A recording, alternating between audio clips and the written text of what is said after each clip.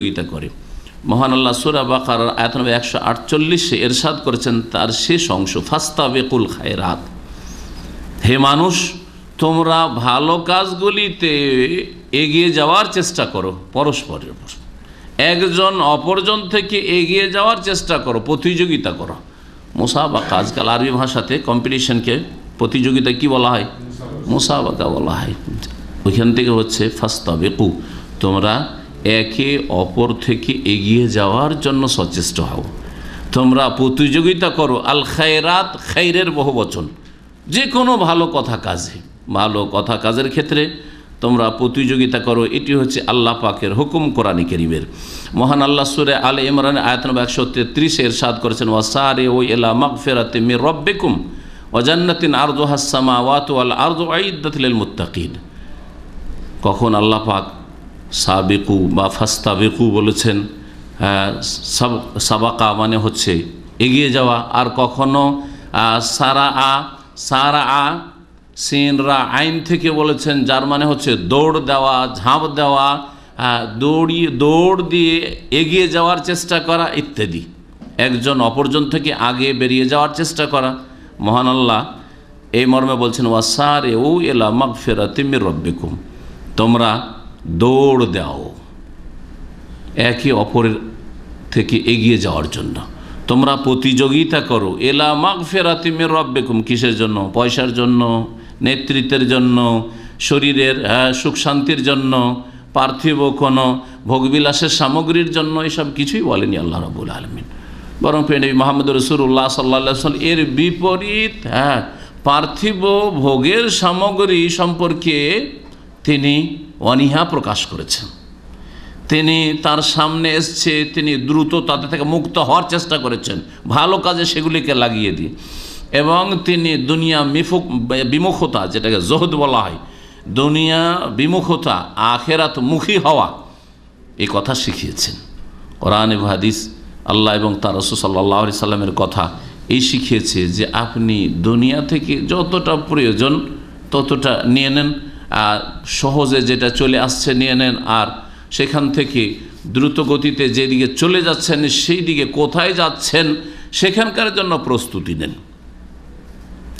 আমরা যে 50-60 বছর বাঁচি, এতে আমাদের বাল্যজীবন ছিল কিছুদিন, তখন কিছুই বুঝতাম না। 15-20 বছর তো কিছু বুঝি না যে কি করতে হবে আর না হবে, কি হব না হব, কিছু বুঝি না। তারপরে বুঝতে লাগলেন, তারপর কতদিনই বাবা আসলেন, 60 বছর হলে 15-20 বছর, এদিকে চলে 40 বছর, আর একটু বেশি 50টা বছর। এই 50 বছরের জন্য সমস্ত রকমের দৌড় ঝাঁপ, প্রতিযোগিতা, কম্পিটিশন আর মেহনত, পরিশ্রম, সব কিছু। শরীরকে একটু আরাম দিচ্ছেন না। ওই ভোরে উঠে অনেকের সারা দিন চলে গিয়ে রাতের অধিকাংশ সময় চলে যাচ্ছে শুধু এই কাজের জন্য। কিন্তু চিন্তা করেন যে আপনাকে কবরের জীবনে কতদিন থাকতে হবে, তারপরে আখেরাতে যেদিন হিসাব নিকাশ বিচার হয়ে যাবে তারপরে কতদিন থাকতে হবে, কোনো হিসাব আছে? খুলুদুন ফালা মৌত, চিরকাল থাকতে হবে, কোনো মৌত নেই এখানে। নবী মুহাম্মদ রাসূলুল্লাহ সাল্লাল্লাহু আলাইহি ওয়াসাল্লাম বলেছেন। চিন্তা করেন, আপনার আমার আগে যারা দুনিয়া থেকে মারা গেছে তাদের কথাই নেন, আপনি এটা দিয়ে বোঝার চেষ্টা করেন। নবী করিম সাল্লাল্লাহু আলাইহি সাল্লামের জামানা থেকে শুরু করে ওই জামানার লোকের কথা নেন, তাহলে তাদের দুনিয়া থেকে চলে যাওয়া কতদিন হয়ে গেল? প্রায় 1400 বছর, 1300 বছর, একটু কম করে ধরলে। সাহাবাকে তাবেঈনদেরও 1300 বছর হয়ে গেল, তাই না? 1300 বছর হয়ে গেল তাদের। 1300 বছর ধরে এখন কোথায় আছেন তারা? কবরের জীবনে, বারজাখী জীবনে আছে, ঠিক কিনা? যেটা বদলার জগৎ, কাজের জগৎ নয় সেটা। আর তারপরে হিসাব হবে। এখন থেকে 1300, এখন পর্যন্ত কি হয়ে গেছে? 1300 বছর, 1400 বছর হয়ে গেছে। আরও দুনিয়ার আয়ু যে কতদিন আছে আল্লাহ পাক ভালো জানেন। না জানা আছে? জানার নেই। হতে পারে আরও 200-400 বছর, 500 বছর হইতে পারে। তাহলে চিন্তা করেন আপনি, এতদিন শুধু বারজাখী জীবনেই চলল, সেটাও একটা বদলার জগৎ। তারপরে আখেরাত শুরু হলো, যেই জগৎ, যেই আখেরাতের কোনো শেষ নেই, চিরকাল সেখানে থাকতে হবে। এত বড় একটা জীবনের জন্য আপনার এই 60 বছর থেকেই কিন্তু সম্বল নিতে হবে। এখান থেকে আপনাকে আপনার প্রস্তুতি নিতে হবে। এখান থেকে যা নিয়ে যাবেন এর ভিত্তিতে আপনার জায়গা সেখানে নির্ধারিত হবে। চিন্তা করেন, জান্নাত না হয় জাহান্নাম। তাহলে এই বিশাল একটা লাইফের জন্য, বারজাখী জীবন, আখিরাতের জান্নাত অথবা জাহান্নামের জীবন, ওই যে জীবনটা রয়েছে কিয়ামতের পরে, এর জন্য কতটা আমাদের মেহনত, পরিশ্রম আর প্রস্তুতি। আর এই যে 40 থেকে 50টা বছরের জন্য কত মেহনত আর প্রস্তুতি। যদি এই দুটোকে মিলিয়ে দেখেন একজন মুসলিম হিসাবে এবং নিজের বিবেক বিবেচনা দিয়ে বোঝার চেষ্টা করেন, কারণ আপনার আখিরাতের প্রতি ঈমান আছে, আপনি কোনো কাফেরের সন্তান না, কোনো বেদিন বিধর্মী না যে আপনার পরকালে বিশ্বাস নেই, দুনিয়ায় সব কিছু, সুতরাং এখানে যা পারো তাই করে নাও, এটাই হচ্ছে জগৎ, আর কোনো জগৎ নেই, কথা আপনি বিশ্বাস করেন না। তাহলে যখন আপনি বিশ্বাস করছেন আখিরাত, তাহলে সেই অনুযায়ী আপনার আমল হওয়া উচিত। আল্লাহ পাক যেন তৌফিক দান করেন। বলছিলাম, আল্লাহ বলছেন যে তোমরা প্রতিযোগিতা করো তোমাদের প্রতিপালকের ক্ষমা নেওয়ার জন্য। আল্লাহ কেমন করে ক্ষমা করে দেবেন আমাকে, এই চিন্তা আপনার হওয়া উচিত এবং এর জন্য মেহনত পরিশ্রম হওয়া উচিত। কেমন করে আল্লাহ মাফ করবেন, সারা জীবনটা চলে যাচ্ছে, এটা কোনোদিন চিন্তাই করেন না যে আল্লাহ এত যে ভুলভ্রান্তি হয়েছে আর হচ্ছে, কেমনভাবে আমি ক্ষমা পাবো। আজকে যদি মারা যায় তো আল্লাহ কি আমাকে ক্ষমা করবেন এই অবস্থায়?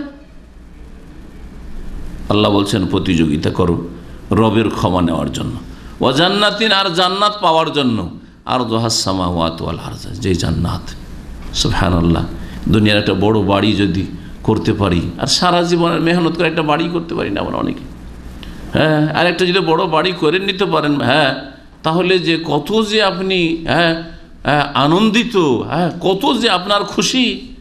আল্লাহ পাক বলছেন যে এই চেষ্টা যদি থাকে তাহলে এমন জান্নাত পাবে যেই জান্নাতের লম্বা চওড়া হচ্ছে আকাশ এবং জমিনের মতো।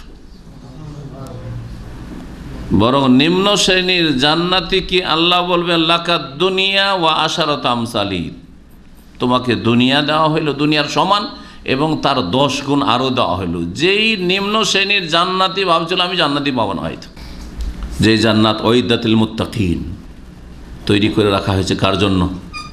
জাতিতে যারা মুসলিম তাদের জন্য, তাই না?